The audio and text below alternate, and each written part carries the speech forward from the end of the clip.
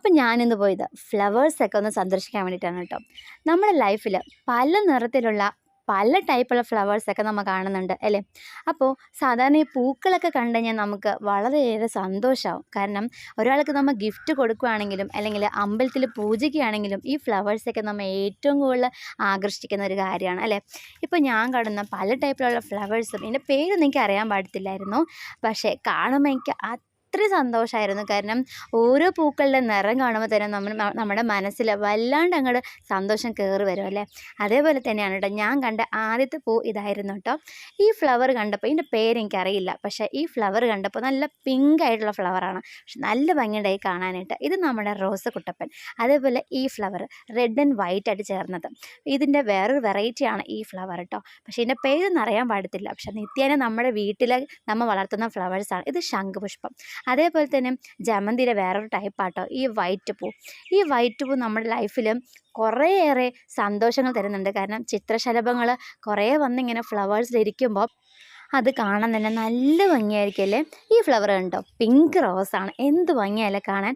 അതേപോലെ തന്നെ അടുത്ത ഫ്ലവറാണ് കനകാമരം. ഇത് തമിഴ്നാട്ടിലെ ഏറ്റവും ഫേമസ് ആയൊരു ഫ്ലവറാണ് കേട്ടോ, തലയിൽ വെക്കുന്ന ഫ്ലവറാണ്. പിന്നെ ഇത് കണ്ടോ, ഇതിൻ്റെ പേര് എനിക്കറിയാൻ പാടില്ല, പക്ഷേ ഇതിൻ്റെ പല നിറത്തിലുള്ള ഫ്ലവേഴ്സ് ഇവിടെ ഉണ്ടായിരുന്നു കേട്ടോ. കാണാനായിട്ട് നല്ല ഭംഗിയുണ്ടായിരുന്നു. ഇത് നമ്മുടെ പേപ്പർ പൂവാണ് കേട്ടോ. ഈ ഫ്ലവേഴ്സിൻ്റെയും പല നിറത്തിലുണ്ടായിരുന്നു കേട്ടോ. എനിക്ക് ഏറ്റവും കൂടുതൽ ഇഷ്ടമുള്ള നിറമായിരുന്നു കേട്ടോ ഓറഞ്ച്.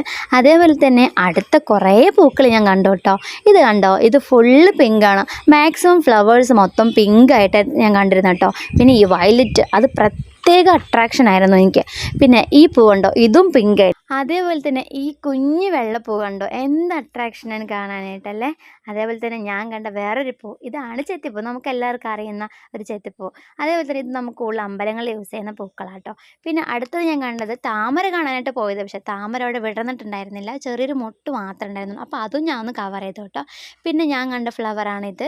ഈ ഫ്ലവറിൻ്റെ പേര് എനിക്കറിയില്ല, പക്ഷേ ഇതും ഒരു വലിയ മരത്തിലുള്ള ഫ്ലവറാണ് കേട്ടോ. പിന്നെ കുറച്ച് താമരയുടെ കുഞ്ഞു കുഞ്ഞ് വേറെ വെറൈറ്റി ഫ്ലവേഴ്സൊക്കെ കണ്ടായിരുന്നു കേട്ടോ. അതും നല്ല ഭംഗിയുണ്ടായിരുന്നു കേട്ടോ കാണാനായിട്ട്. പിന്നെ ഇതും ഒരു മരത്തിലുണ്ടായ വെള്ള കളർ പൂവാട്ടോ. ഇത് കാണാനും നല്ല ഭംഗിയുണ്ടായിരുന്നു കേട്ടോ.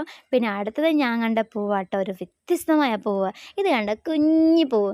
അപ്പോൾ മോസ്റ്റ് ഓഫ് അവിടെ പിങ്ക് കളർ പൂവാണ് കൂടുതലുണ്ടായത് കേട്ടോ. പിന്നെ എനിക്ക് അവസാനമായിട്ട് പറയാനുള്ളൊരു കാര്യം എന്താണെന്ന് വെച്ചാൽ, ഇത് ഞാൻ ആ പൂക്കളൊക്കെ സന്ദർശിച്ച് പുറത്ത് വരുമ്പോൾ കണ്ടൊരു കാഴ്ചയാട്ടോ.